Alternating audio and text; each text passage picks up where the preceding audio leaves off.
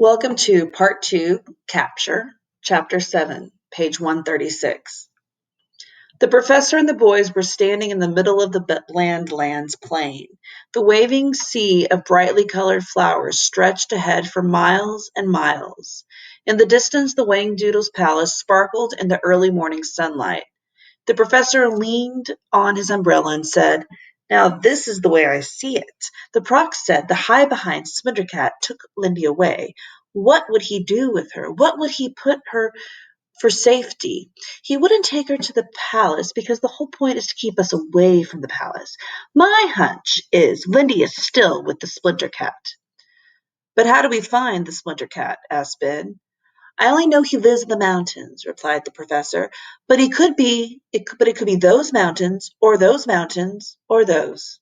He pointed north, east, and west. Ben's heart sank. "Oh gosh, she could be anywhere. It's going to take ages to find her." "Perhaps not. Let us use our heads and work this out. The Splinter Cat is probably just like other mountain cats. He would need rocky terrain with trees, perhaps a cave or two. Those mountains to the west have a forest, but it looks a bit dense, too dark and gloomy for a Splinter Cat." "Those mountains are open and grassy," said Ben, pointing north. "Right. So I'll bet the Splinter Cat's lair is in the east, somewhere beyond Ploy. Probably in the Gambit region. That's perfect cat territory. Come on, boys, we've got a long way to go." They walked for what seemed like hours. They grew hot and thirsty, and it was a relief to hear a soft singing sound that told them they were near a stretch of the Golden River.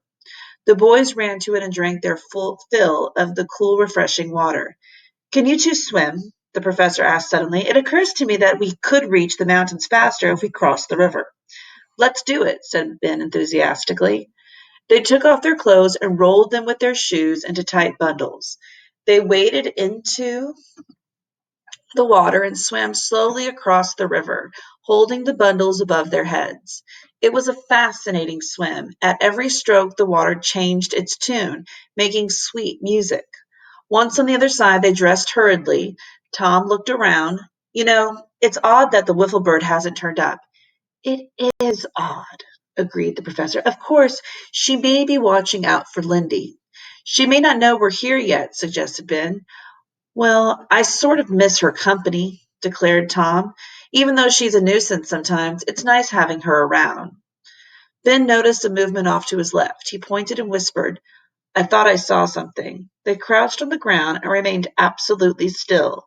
A group of fierce-looking creatures emerged from a break in the rocks and moved slowly in line towards the Golden River. They were at least 6 or 7 feet high at the shoulder, with shaggy caramel-colored fur and enormous curling sharp-pointed horns. "What are they?" gasped Thomas. "That's a herd of flumocks." The professor's face was alight with excitement. "They're distant relatives of the great aurochs that roamed Europe thousands of years ago. We'd better give them a wide berth. They could be dangerous." When they finally reached the foot of the mountains, they were travel-stained and weary. Tom, trailing a few paces behind the others, noticed something small and shiny lying against a stone. "Professor!" he cried excitedly. The professor whirled in alarm. "Hush, Tom. Look what I found." The professor examining the shining object. "Why, it's a 25-cent piece. It's the one I gave Lindy. I know it is. She said she would keep it in her pocket as a lucky piece. She must have dropped it, don't you see?" The professor was excited too. "This proves we're on the right track. Lindy passed this way. What a stroke of luck." "Professor, look at this," cried Ben, and knelt down to look closely at the ground. "It's a paw print, a really large one." "It's the Splinter Cat, all right," confirmed the professor. He looked up and scanned the mountain towering above them.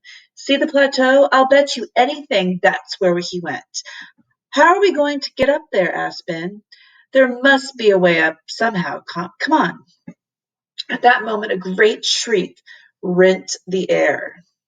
It was so loud, so close, the professor and the boys practically jumped out of their skins. Terrified, they flung themselves to the ground. Tom found his voice. "What do you suppose it is?" "Whatever it is, it's pretty big," whispered the professor. "Let's be careful." They crawled forward. A faint mist hung just above their heads, and there was a damp feeling to the air. They became aware of a heavy panting sound. Cautiously, they peered around a high wall of rock, and there, standing at the foot of the mountain, enveloped in clouds of steam, was the most remarkable train they had ever seen.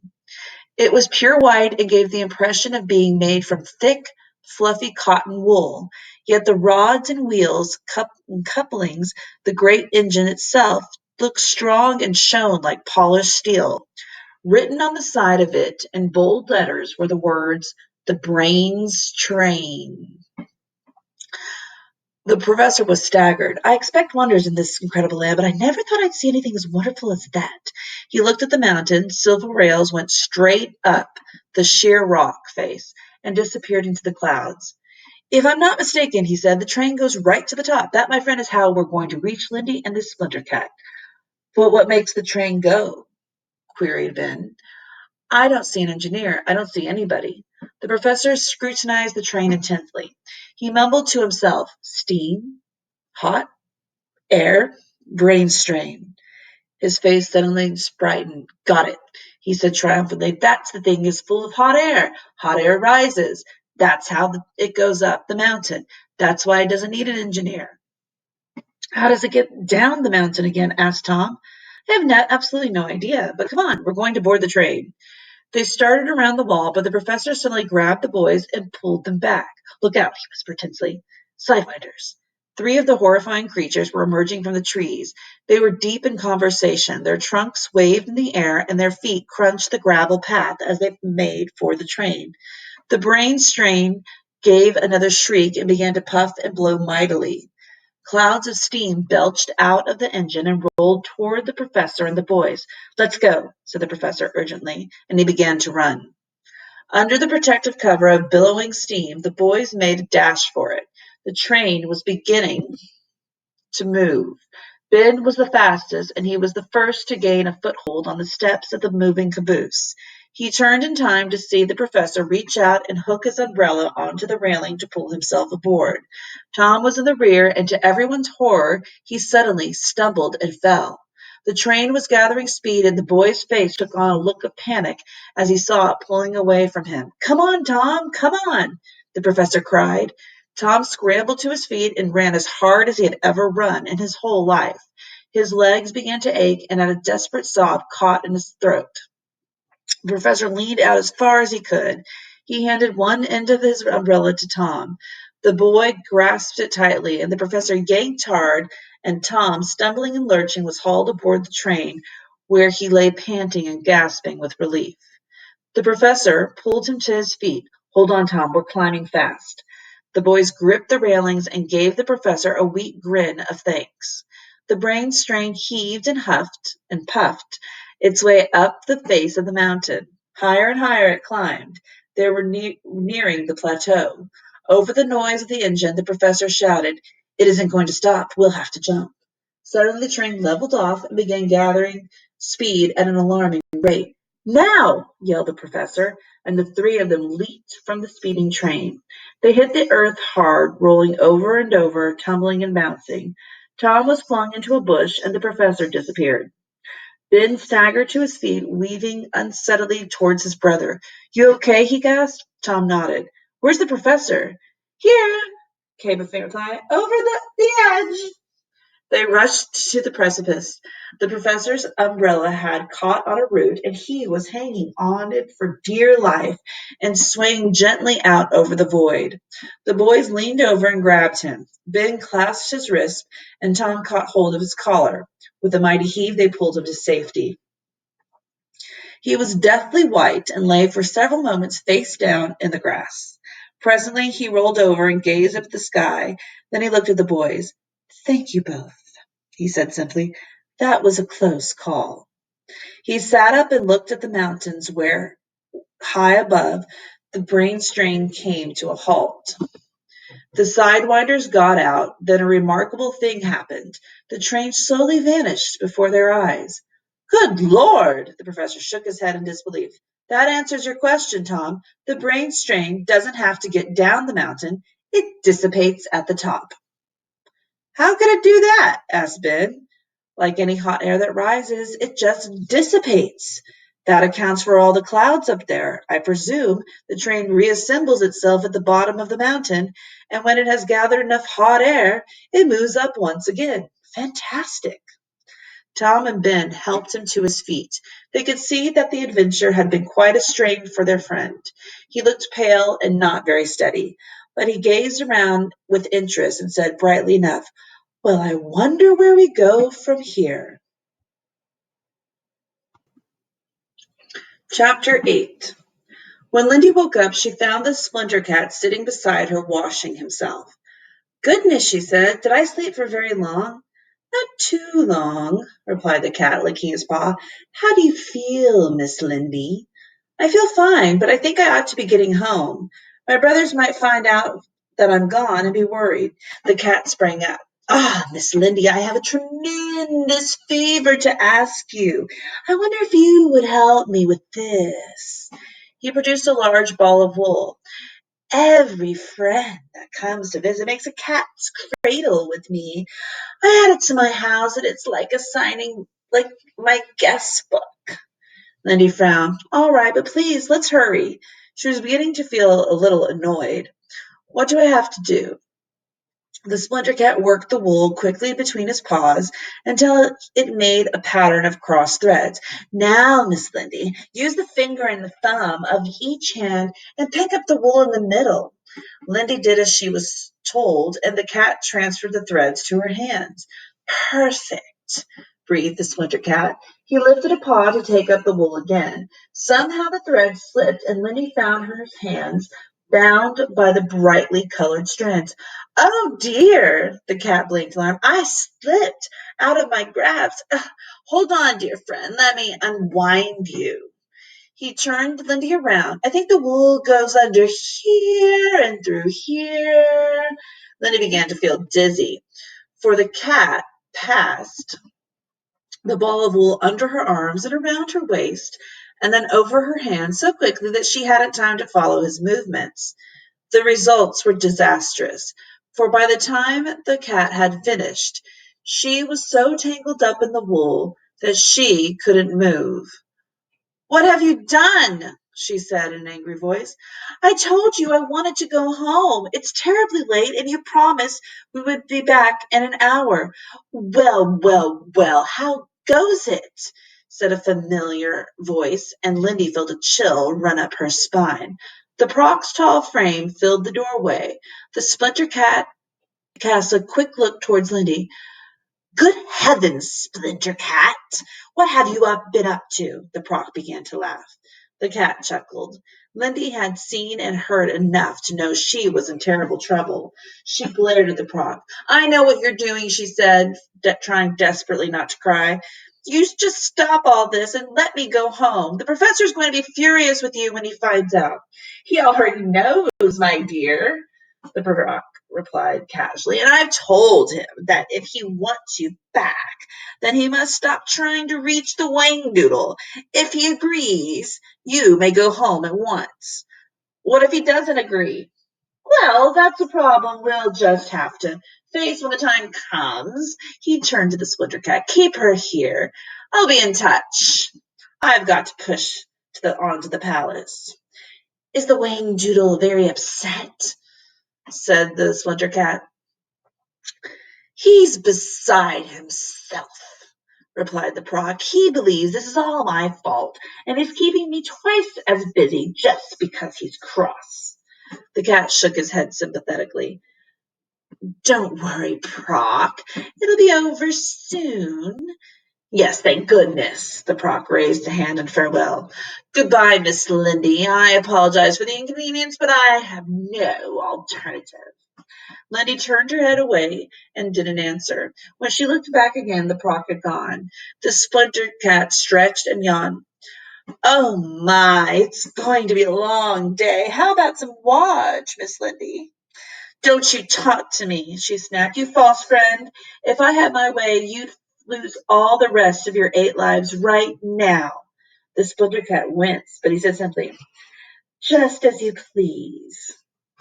He stretched back on the pillow and idly stroked the geometric pieces of wool above his head. Rippling notes of music came from taut strings, and Lindy watched with surprise as the splinter cat played on the wall of his house as though it were a harp. Her thoughts turned to the professor and Thomas and Benjamin. She knew how worried they must be. What would the professor do in a situation like this? Would he give in to the proc, or would he try to rescue her? Lindy thought that the boys would encourage such a move, but if they did try to find her, how would they know where she was? Suddenly she had an idea. It wasn't a very good one, but it was the best she could come up with. She began to sing a song to the Splinter Cat's music. The creature looked startled, but he smiled happily, and to Lindy's great relief, continued to play. Ben, Tom, and the professor had been searching for hours, but there was still no sign of Lindy. Suddenly, Tom noticed something on the horizon. He studied it for a moment, then he shouted, "Professor, look! It's the wiffle bird!" They watched as the wiffle bird flew straight to them and settled on Tom's shoulder. He patted the beautiful feathers and said, "I knew you'd turn up sooner or later. We're in a terrible fix, wiffle bird. We can't find Lindy, and we simply must reach her somehow." The bird made sympathetic noises and preened herself. At the moment, an eerie sound echoed across the plateau. It was a dreadful noise, mournful and lonely, a wailing, sobbing cry that moved up and down the scale and went echoing around the mountains. "What on earth was that?" Ben spoke in a hushed voice. The professor held up a hand. "Listen, there it goes again." Tom frowned. Then he said tentatively, "I may be imagining things, but I think I hear something else, another sound underneath. Do you know what I mean, Professor?" The professor looked at the boy sharply. "Are you sure, Tom?" Tom listened carefully. "Yes, yes. Do you know what it is?" he cried. "It's Lindy. I can hear Lindy singing." "Where, Tom? Where is it coming from?" The boy strained to pick out the tiny, fragile sound from among the shifting echoes. Then, for a moment, the wailing stopped, and in silence, Lindy's voice came through clearly. "That way," Tom yelled, pointing. "That's where she is." No one was prepared for what happened next. The wiffle bird suddenly shot up in the air. "Mayday!" she shrieked, and then again, "Mayday!" The professor looked up and saw a huge shadow coming towards them. "Look out!" he cried. Grabbing both boys, he shoved them to safety under the nearest tree. Seconds later, a whirling wind like a hurricane flattened them all to the ground. "What is it? What is it?" gasped Ben in panic. "Gyscutus," coughed the professor as the dust swirled around them. The huge shadow passed overhead again, and the boys caught a glimpse of a colossal wing with large, ragged, flat feathers.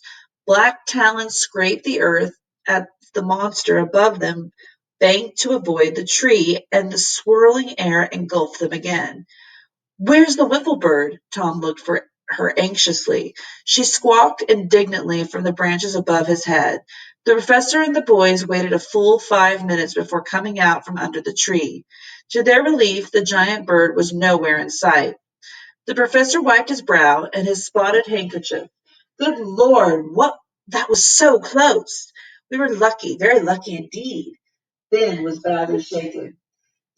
"Do you think that Gyscutus saw us?" "I doubt it. It would surely have attacked us, for it's a dumb creature that acts first and thinks later. You know, I had it wanted to, it could have easily picked up that whole tree." Tom said fervently, "Well, I sure hope he won't run into it again. We don't run into it again." The professor scrutinized the sky and the mountains. "I think we're safe now. Let's hurry and quick get Lindy and ourselves out of this mess." He set off in a westerly direction, the boys falling into step beside him. The wiffle bird shook herself, then flew ahead as if leading the way. The splinter cat had been howling ever since Lindy completed her first song. In the beginning, he had played the accompaniment for her, overjoyed at the sweet music they were making together. But as the song progressed, Lindy's clear voice rang the melody to perfection. The cat's amber eyes filled with tears. He continued to play, and every once in a while drew a paw across his face and sighed deeply. When the song was over, he said with feeling, "Oh, Miss Lindy, you sing so sweetly." "Thank you. It's because you play so well," replied Lindy. Seeing that the cat was flattered, she added, "Let's do some more. This is fun." The cat took up the accompaniment once again, and Lindy put all the expression she could into her voice. The Splinter Cat began to blink furiously, and suddenly he could control his feelings no longer. He rolled back his head and howled. Lindy quickly realized that the howling was much louder than her voice, and would carry twice as far. If the professor and the boys were anxiously or were anywhere in the vicinity, they would certainly hear it. She continued to sing. "Oh, Miss Lindy," the cat bawled. "Stop! I can't stand it. That's so pretty." His back leg drummed the floor in ecstasy, and his fluffy tail waved rhythmically back and forth. "Please play something else," coaxed Lindy. "I'm having such a good time." The Splinter Cat hiccuped and wiped his nose. He began to strum another melody, but then when Lindy joined in, the strain became too great and he broke down completely. "Stop, stop, stop," he sobbed and rolled on the floor, covering his head with his paws. Lindy took a deep breath and wondered how much longer she could keep this up. She almost choked with surprise as the professor's head came into view over the threshold.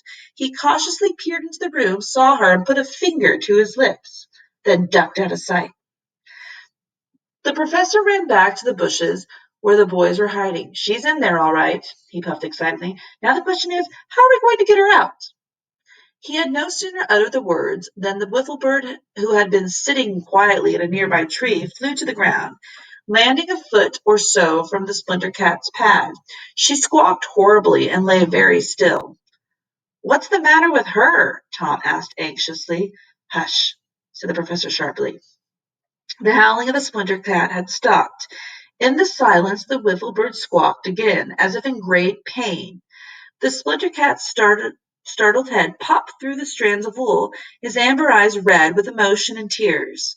The cat looked around quickly and saw the apparently helpless wiffle bird lying on the ground. His ears pricked up, his eyes opened wide, and then became gleaming, calculating slits. He disappeared. "Professor," whispered Tom, "we've got to do something. The wiffle bird's in trouble." "Wait, Tom, wait," the professor said, laid a restraining hand on Tom's arm. The Splinter Cat came out of his house, his belly pressed flat to the tree. The wiffle bird fluttered in panic and rolled a few feet away. She began to emit a series of agonized squeaks and gasps. The Splinter Cat eased his way down the tree, ears flattened and wicked grin on his face. Then he pulled himself forward, one paw at a time, until he was within few feet of the wiffle bird. Ben held his breath. Tom, horror-stricken, tugged at the professor's sleeve, but the professor again signaled the boys to wait.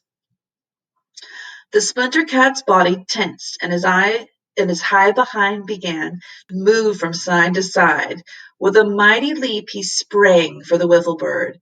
She rocketed into the air, evading the grasping claws by mere inches. Beautiful feathers flew in all directions. She landed a little way from the cat and dragged herself along the ground. The cat looked surprised and pounced again. Once more the wiffle bird took to the air. She flapped around and around in low circles, and the cat's head twisted wildly, his neck a veritable corkscrew. The professor took a small penknife out of his pocket. "I'm going to get Lindy. Wait for me, and don't move." The Splinter Cat had been lured a considerable distance from the tree. The professor waited until the cat had his back to him, and then quickly and silently he ran to the ladder and climbed up. Lindy was overwhelmed with relief when she saw him. The professor quickly cut her loose. "Stay close to me, and when I tell you, run as fast as you can." As the professor and Lindy climbed down the ladder, they glimpsed the Splinter Cat thrashing wildly in the air, and the wiffle bird spinning and rolling and tumbling in all directions.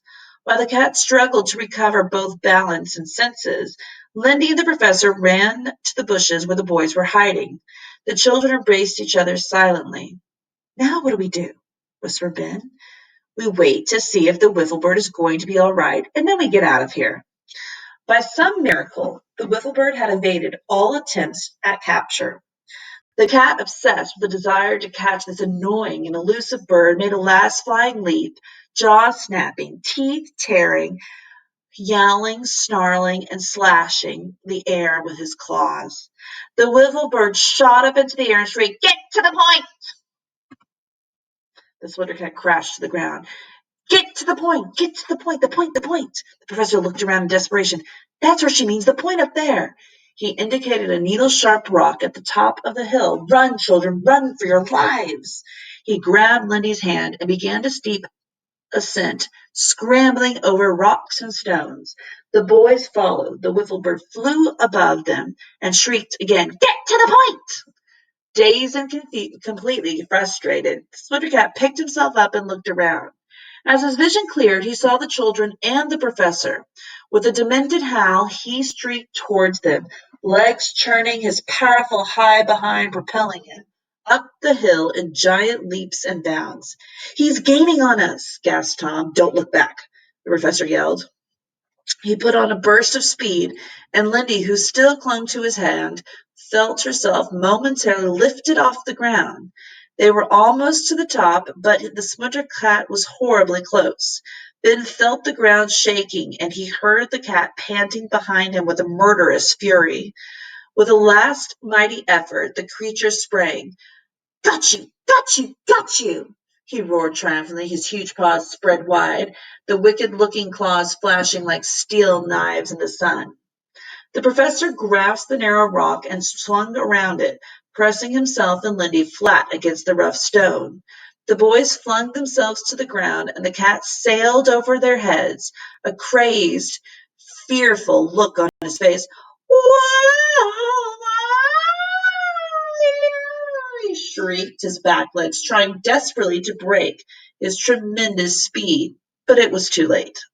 On the other side of the rock, the hill fell away sharply, and the Splinter Cat sailed over the edge and landed on the steep incline.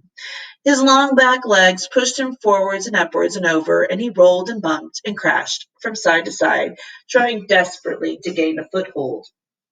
Great furrows of earth appeared as he dug in his heels. Billowing clouds of dust rose behind him as he plunged, howling at the top of his lungs, all the way down. At the bottom of the hill, he tumbled into a field of bright mustard yellow flowers and completely disappeared. The professor began to chuckle. Relief and exhaustion flooded over him. "It's a well-known fact," he explained, "that the splinter cats with their high behinds are very good at climbing hills, but they're very bad about going down.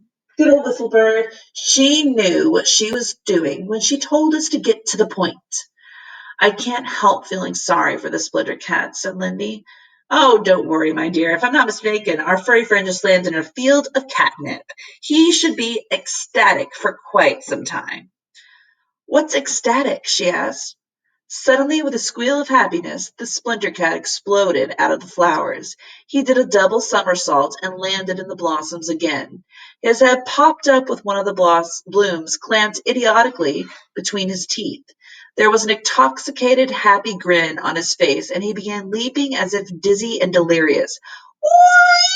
"Whee!" The children and the professor watched as he yelped and bounced. "Stop! Stop it! I like it!" He rolled on his back, kicking his legs in the air.